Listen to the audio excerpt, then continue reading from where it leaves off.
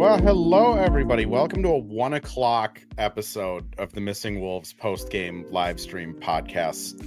I'm not prepared for 9:30 starts, and I hope this never happens again, but I know it will happen again. I'm Andrew Dukowitz from Zone Coverage. Today we have Sara Brnic from Wolves Twitter Hall of Fame. I think that's fair to say. And we're going to get into a disappointing, frustrating loss to the Nuggets. But first, Sara, how's it going? It's going. I'm a little tired. It was a long day. Had family over. It's just late. I'm not used to being up this late, but other than that, I'm not, on suicide watch or anything. It's fine. That's good. I mean, if you are, let me know, and we can have like authorities show up. Merry Christmas to everyone. A day late now because it's officially the 26th because the Nuggets and Wolves had to go into overtime, which I guess let's just talk about that off rip. I mean, Wolves down 15, 16 points with 5 minutes left. They storm back. Ant hits maybe the shot of the season. Just kind of what was your thoughts as that comeback was unfolding? Because it didn't really seem like they were fully into the game until that comeback started. Yeah, I mean that third quarter was just atrocious. It just felt like we had completely mentally checked out at that third quarter. And then the fourth quarter hit, and I was getting flashbacks of that game 7. But I was trying not to get my hopes up for obviously good reason. But it's just frustrating to watch this Wolves team sometimes because they show flashes of what they can be. And it's like, if we could just play that way or with that intensity for a full game, we'd be so much better off. But we just struggle with staying in it. And I get it. It's been a long day. You had the late game, but you just got to be able to string together a full game. What's wild with this team is they don't even hide it. They're just I don't know why we don't wake up for some games like it didn't, and it's just kind of I don't know, Christmas, Denver, they had moments in the first half. The third quarter, like you said, was atrocious. They had a negative 40 net rating. Their offensive rating was 80 something. It was terrible.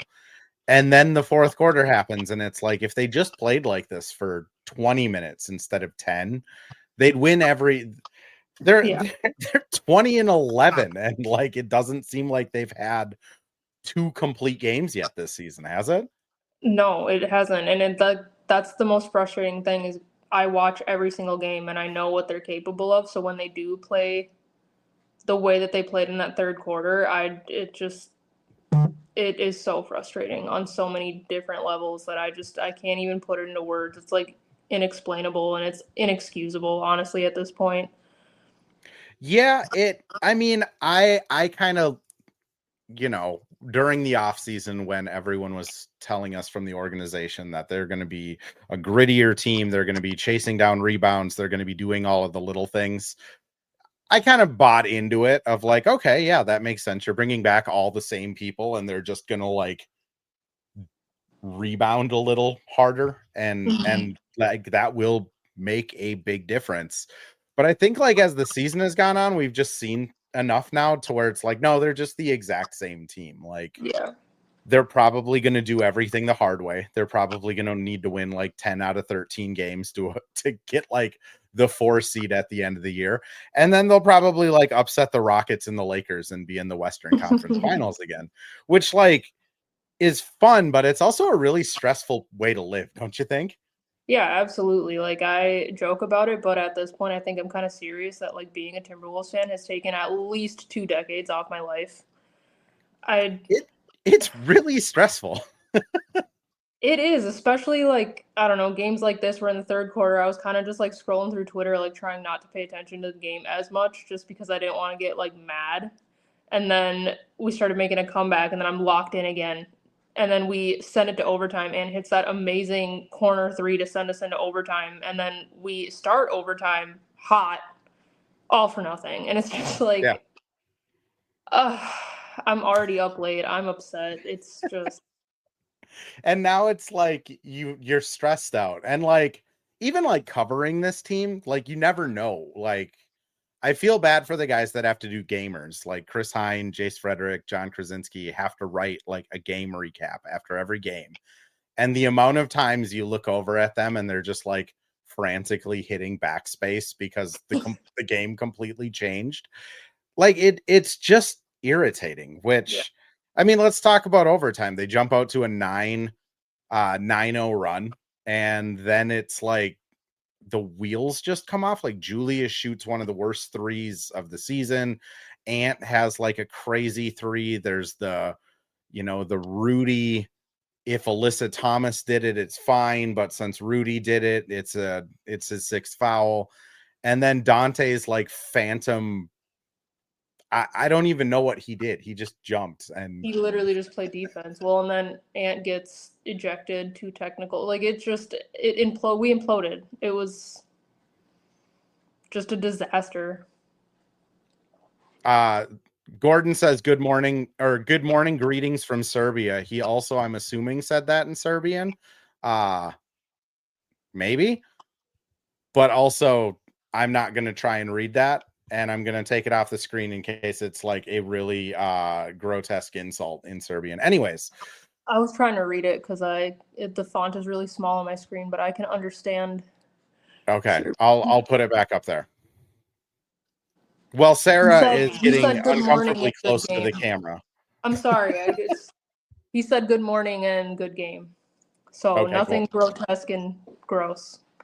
Gordon, you're delightful. Thank you for that. I hope it is a better morning for you than it is for us sitting here at 1 a.m. after that. But like, I'll just kind of ask you, because I've been kind of asking everybody that comes on the pod of just like the point guard situation, like those stretches where it just the wheels come off are the really the only time I feel like maybe they do need someone to actually calm them down, because it was kind of inexcusable. Yeah, absolutely. I think the whole point guard situation has been kind of our biggest like Achilles heel this season. And we've, tried different things. We got Bones is playing decently, but again, like you said, we need somebody who's able to calm us, and I feel like Mike Conley is that guy, but when he's not playing well, you can't have him in the game to do that. So it's like it's just a tough situation all around. It's so tough because you're right. Like Mike is that presence. Like they rely on him. They trust him. I mean, he checks into the game and you can just see everyone take a breath and like stop spazzing out. Mm-hmm. But he's also like 37 years old, and in an overtime game on Christmas Day, he's probably not doing great. Right. I mean, I'm 3 years younger than him, and like I'm not doing great at 1 a.m, so I imagine he's not. It does seem like, Bones I think is really good for what he is as like a backup point guard, but it seems like he almost adds to the chaos and not settles down the chaos. Does that seem right?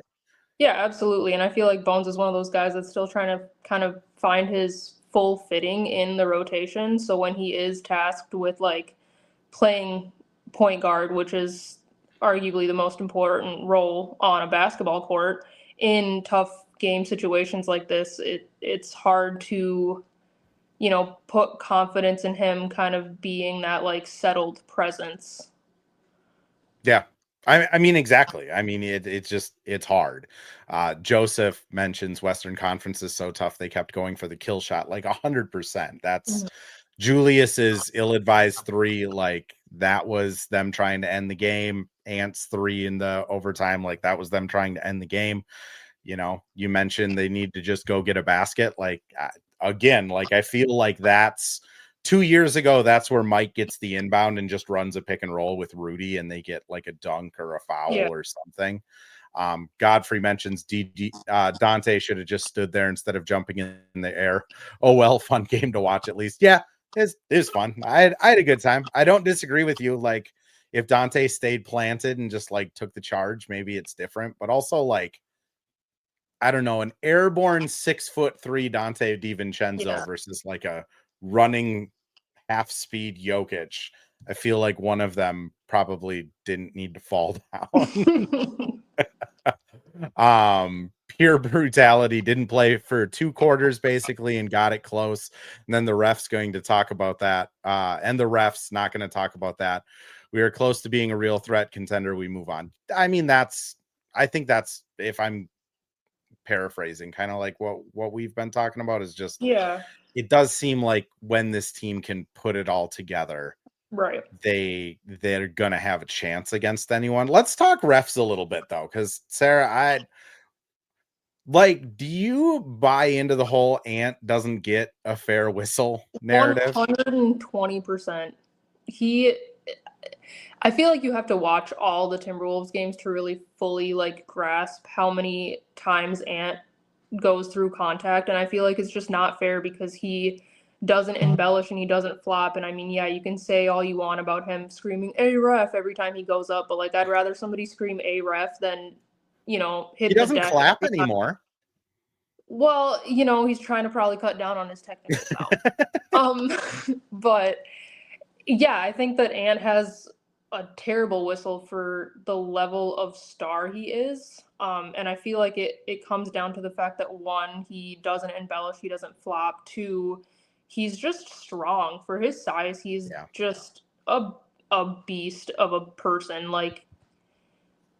But yeah, Ant could live at the free throw line if he was called, for every time he actually got fouled. So I absolutely do believe that, but I also don't want to put any loss on the refs, because at the end of the day, like I said, if we would have just put this full game together and played the way that we played in that fourth quarter, we wouldn't be talking about Scott Foster, and I wouldn't be tweeting about Scott Foster. So I mean, also up 9 with 3 minutes and change left, like that's tough to let that one get away.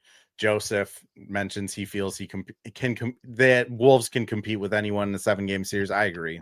I think we've seen enough of them the last 2 years with this roster that I think they'll be able to match up against anybody.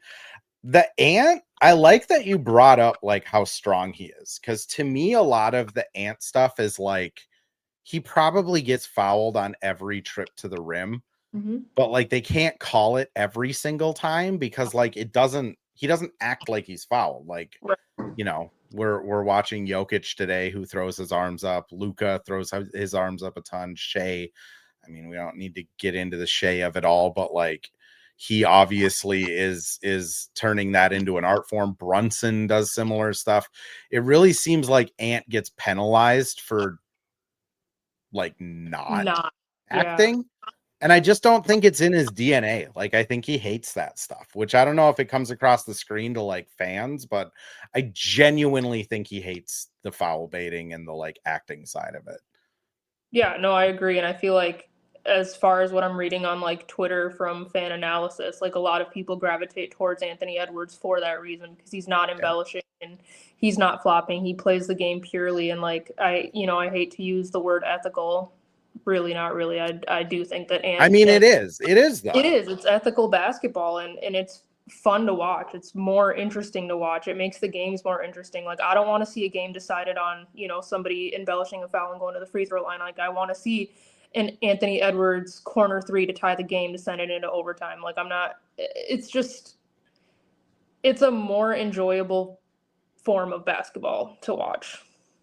It's weird because the whole team is kind of that way. Julius gets to the free throw line a lot, but he's not flopping or falling down. I think he's just better at bringing the ball low and swiping it up to get arms to hit him. Rudy obviously gets hit in the head 37 times a game. I do think the whole team is kind of anti-foul baiting and flopping, but I mean, I do think in a game like tonight, it definitely hurts them that they play an ethical style. Yeah, which is unfortunate, because I feel like that could easily be solved at a league and officiating level.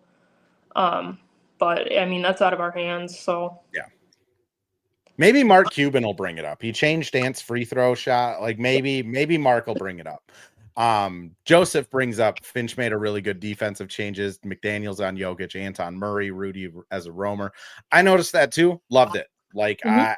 Rudy is at his best when he is able to be on a guy that can't shoot very good, and he can just be the low man, over help, like, and they figured out how to do it. I mean, I know they got burned on it a couple times, but what did you think of like the McDaniels Jokic minutes? Obviously, Jokic scores 50, so like we can't say it was a rousing success, but like, what do you think of it?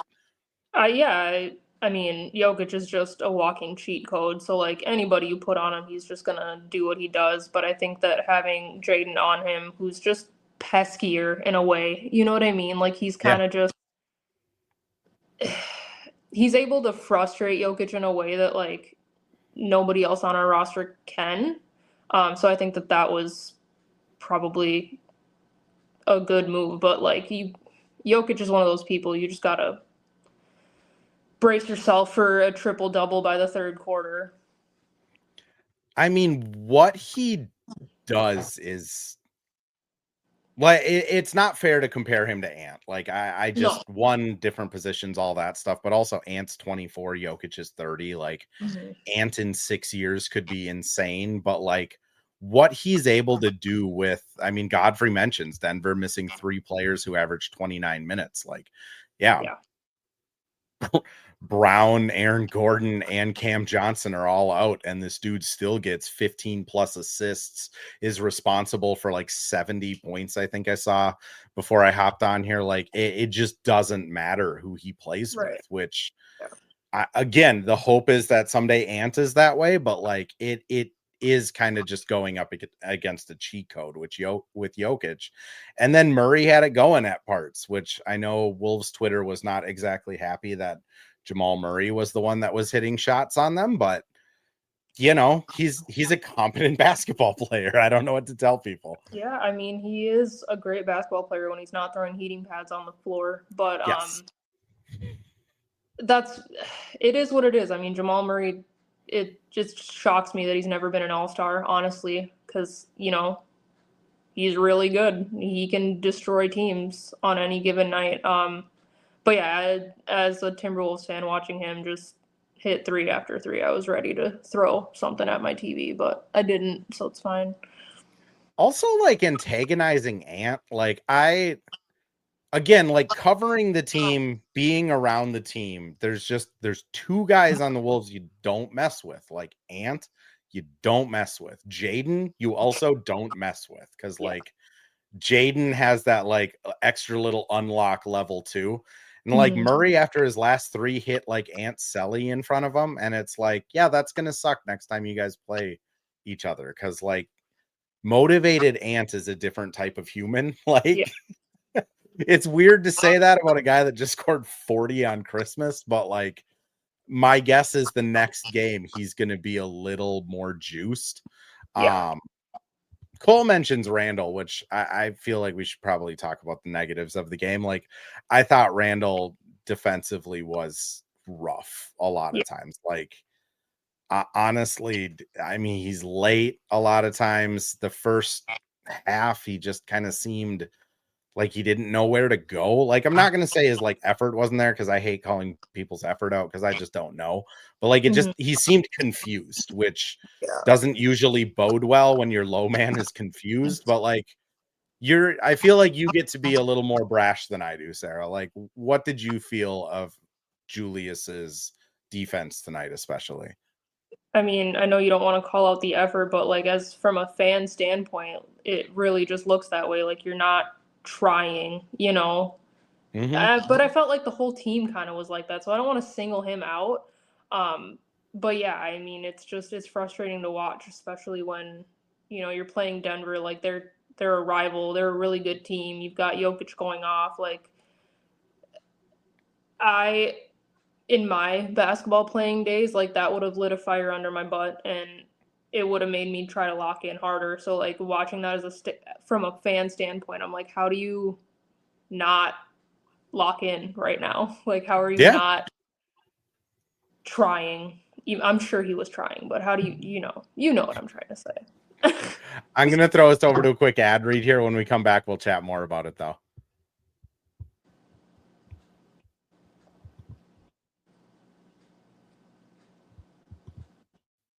Well, hello. Thank you, Livestream Andrew. This is Ad Read Andrew. And today we have Firehawk Construction and Remodeling, the presenting sponsor for the Missing Links podcast. Firehawk Construction and Remodeling strives to inspire people to follow their ideas, working with respect and understanding to create a quality, tailored result. Firehawk Construction and Remodeling, located in Blaine and serving in the North Metro area, is here to help you with your building and remodeling needs. I can say personally, thanks to Firehawk Construction and Remodeling, I have a beautiful deck in my backyard and countless projects that I started, they finished.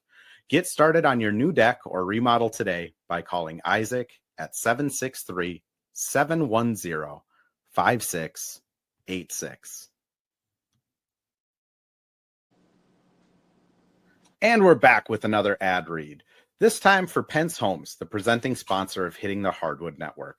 From the best tools and technology to transparency throughout the entire process, Nate Pence and the Pence Homes team is the top choice for buyers, sellers, and is proud to support you and your home ownership goals. Get started today by calling 612-308-1122 or by emailing info@pencehomes.com.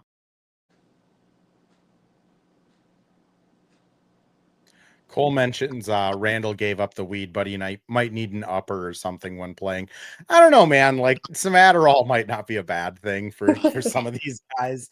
But also like Julius, it's interesting because he is such a mellow guy for how he plays. Like he's so physical, he's like such a bully out there, but then he's like a very soft-spoken, mellow man, which is just it's interesting. It going back to like the beginning of the game, like Ant came out and had juice, right? Like he comes out, looks like he has it going. Jaden looks engaged. They're passing the ball to Rudy, which is like my number one watch for in the first quarter of like when they're engaged and focused, they usually remember that like, oh yeah, Rudy's on the team. We got to at least like give him a chance to dunk it or kick it into the third row and see how that goes. So like it looked like it was going really well. And then like 8 minutes or so into the first quarter, like it flipped. Like I don't know if they just like lost interest. I don't know if they just, shot wasn't falling, so they were getting frustrated. I don't know if Jokic just scoring 18 in the first quarter kind of broke their brains of like, what do we do? But like it is kind of like what you were saying. Like it's so weird that like a Christmas Day game, the energy level doesn't seem to be there for like a big portion of it. And then they just turn it on, which when they turn it on, it looks awesome. Like it's, going from down 15 in the fourth to up 9 in overtime in a matter of like 10 in-game minutes. Like again, like as somebody who's covering it, it's frustrating. As like a fan of basketball, it's frustrating. And then when you're playing a team like the Nuggets, it's again just like they're able to get back into this game just by like turning that switch on, which my argument has always been like, guys, if you just turn it on in the first quarter, you don't have to play the fourth quarter. But it almost seems like they need their backup against the wall, doesn't it? Yeah. That's like one thing that's been frustrating about the Timberwolves for a while now is we tend to, number one, play down to our competition. So when we're playing a team that we should beat by 30, we make it close and sometimes we lose. But then also like once we feel like we're at like a comfortable distance away, like if we're up 15 or up 10 double digits close to the end of the game, we kind of like let our foot off the gas, and it's like it's just frustrating. It's I have no other word for it than frustrating. It's frustrating, and then like I say, like the team is so openly aware of it. Like Finch last year like joked like, oh, it's like Groundhog's Day. We come in here and we just, every single night this happens, which I mean, Cole brings up, asking if a trade is brewing. Before we get into that quickly, I just want to ask you, like, what's your gut feeling on what this is? Because I feel like a lot of people go out and blame Finch on it. I am biased because I get to talk to Finch multiple times a week, and like I don't think it's on him. Other people blame it on Ant, like being a leader. Other people, it's the culture. Tim Connolly needs to go. Like, what's kind of your gut feeling on it, though? I feel like I hate to fall into those, Chris Finch needs to go people group, but I feel like as a coach, you almost need to have your team kind of trained into having the mindset of, you know, we can't let our foot off the gas. We always have to play with this level of intensity. We always have to stay focused. And I feel like that's such a lapse for us so frequently that like it almost has to come down to like the leadership level, whether that be Ant, whether that be Chris Finch. I mean, it's just at this point for this team to have been together for all of last season, for all of this season thus far, and to still not have like that understanding of like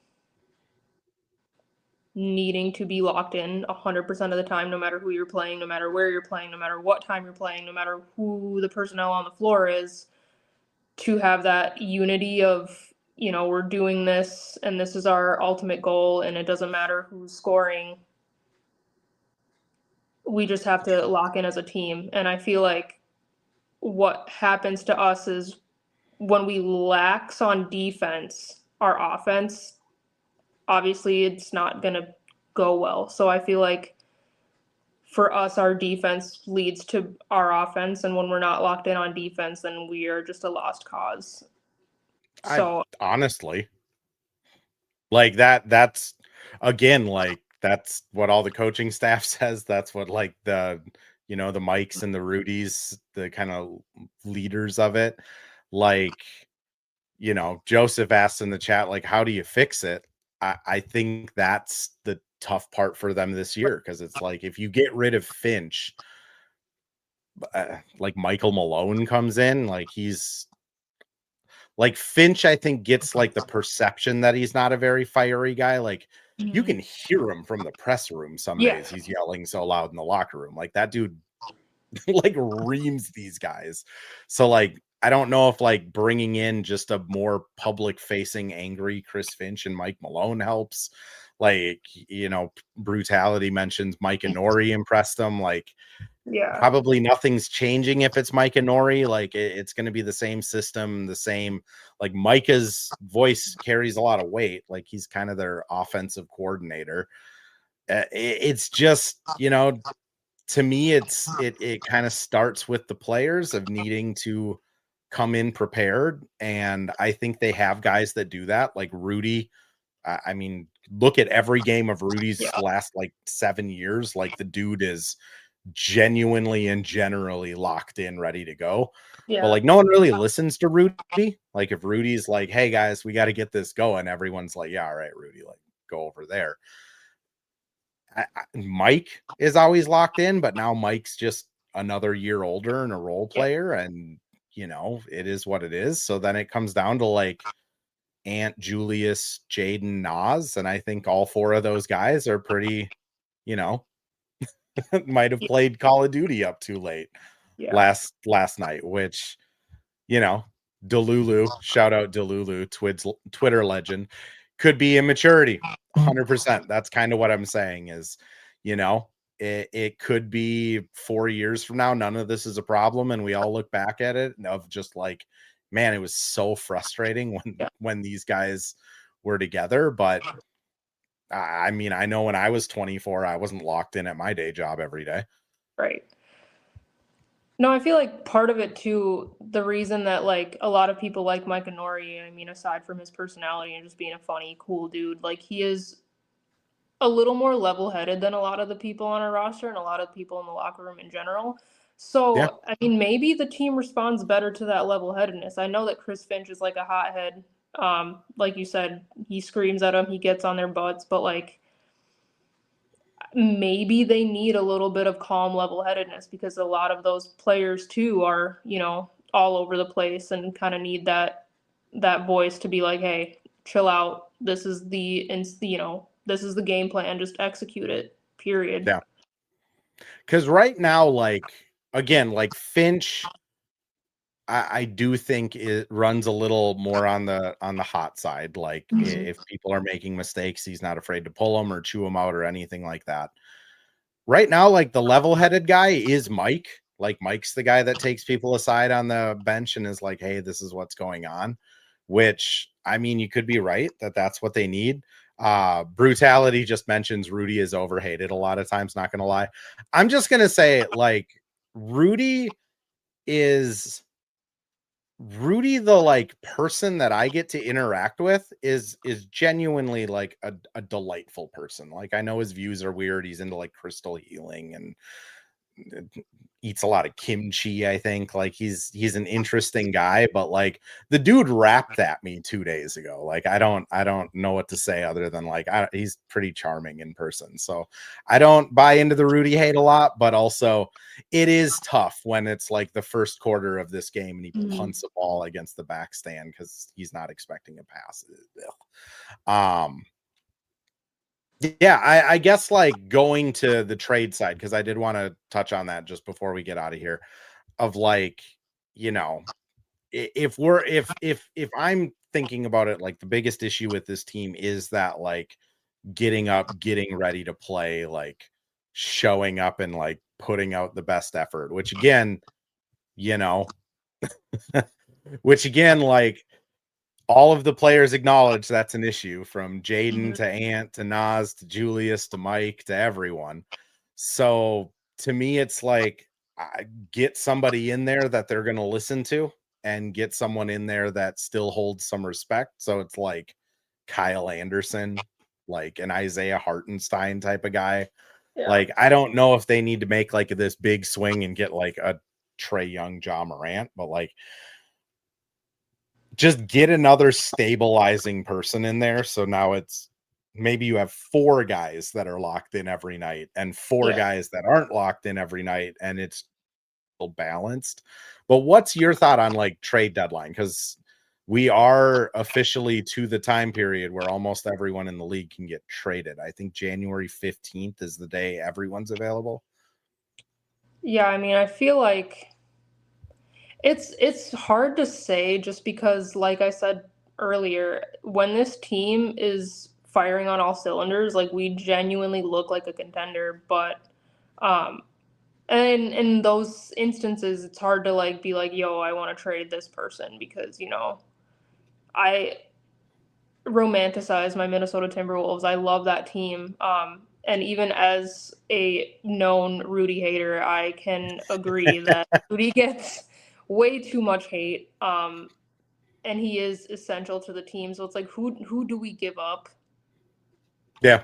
For Randall what like we're able actually to likes get. living here, so that would be Yeah. a bummer if we trade a guy that's like, I actually like living in the suburbs of Minnesota. Yeah. And I mean, the Randalls as a family are just amazing vibe. So like it would be hurtful to have to trade Yeah. him.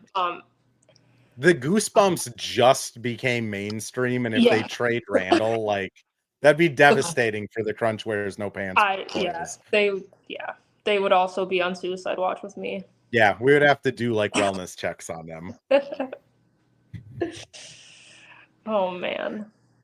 It is like brutality says, you know, in Tim C we trust. Like I think that's he has a pretty good track record so far, and you know, I think it'll be something a little less dramatic than a lot of people are hoping for, or a lot of the tweets that I get tagged in of trade ideas. I do think it's probably like Kyle Anderson gets bought out and then like Kyle's just here again. Yeah. But that being said, like I had no idea the Rudy trade was happening. I had no idea Cat was getting traded. Like even the Rob trade, like no one knew that was happening before it happened. So who really knows? Tim could be scheming things up right now. I think he is in Denver with them. So Yeah. Yeah, I mean, all right, Sarah, I do want to call it here because it's 1:30 in the morning and I'm going to pass out in front of a camera here if we don't. But anything you want to promote, where can people find you on socials? Floor is yours. Stage is yours. Yeah. I mean, a lot of you already know on Twitter, Sara Brnic _. But I'd like to let everybody know about a GoFundMe for JC. He is one of the Nas Reed $20 tattoo guys, just a pillar of the Wolves community. He is undergoing brain surgery, and he's got a GoFundMe up, and I'll share the link on my Twitter under when this gets posted. I'll share the link. But if anybody's able to donate or just share, help him out, just because I've never met him personally, but just a pillar of the Wolves community. So if you're able to donate. If you're not, just share, get the word out there, because he's deserving and we should all rally around him, get him through this. So has a super cool story too of like getting his own tattoo business up and going. Like, you know, you never expect to have like cancer when you're a father in your 30s, or I think he's in his late 30s. Like, just a devastating thing. And yes, like we'll make sure that that's on our page as well when we post this. But yeah, if you got a $20 Nas Reed tattoo, like tip him $30 because that was probably a $50 tattoo you got. So pay it forward. But yeah, he has a GoFundMe out there. I think the Star Tribune just published a piece on it too, if you want to read a little bit more about him. Just a really good dude, really good story. Sara, thank you for shouting that out, and thank you for coming on today. I know it's a late one, but we gotta talk Wolves after that nonsense. yeah. Awesome. We will be back on Saturday after the Brooklyn game, which I'm going to be honest, that's the game I have circled of like, whoop, that's going to be a trap. So probably will be a close game. Probably will be fun.